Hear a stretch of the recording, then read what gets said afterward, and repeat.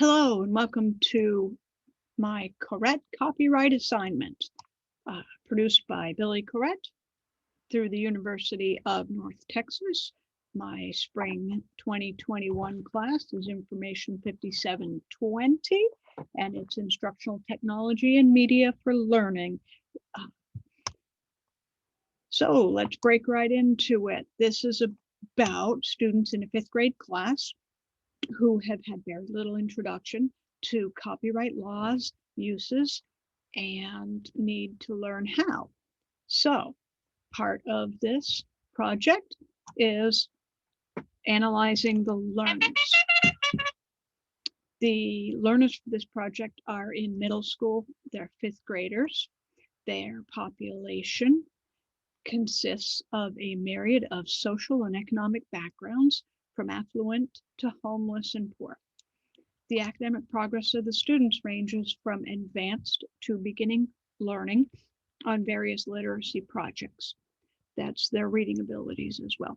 Students have completed written projects in previous grades with limited or incorrect copyright rules in use and established. Most students do not include references on previously submitted literacy projects because they were in grades K through 4 and it was not promoted. Students will be paired with other students to facilitate learning accommodations where it's applicable and possible. Virtual students are significantly more well-versed in literacy skills, which is a requirement of their distance learning criteria for their environments. The Common Core state standard initiatives for this project include the key ideas and details, CCSS, ELA literacy, RI 5.1. Students will quote accurately from text, explaining what the text says explicitly and when they are drawing inferences from the text.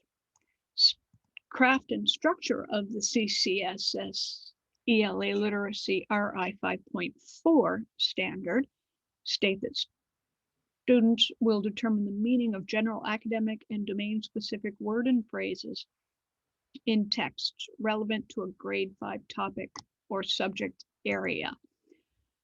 That will be in the projects they'll be working in their class and citing their references. The integration of knowledge and ideas from the CCSS ELA literacy RI 5.9 states that students will integrate information from several texts on the same topic in order to write or speak about their subject knowledge ability. In order to form correct copyrighted references, one needs multiple sources. And here's the introduction to that. AASL standards shared foundation 4-A-2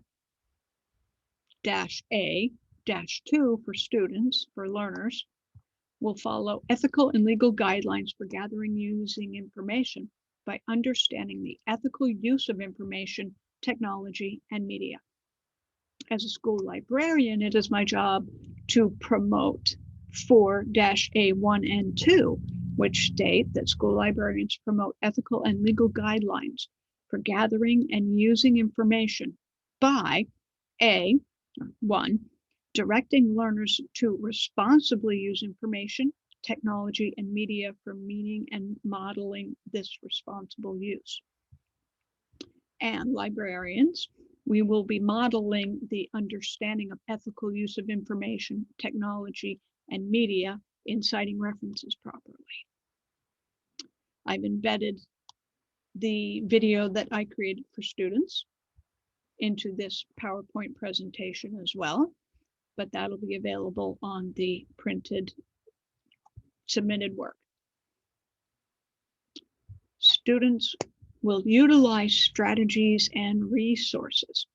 Over the next 2 weeks in library classes, students will create references from provided materials during their library special.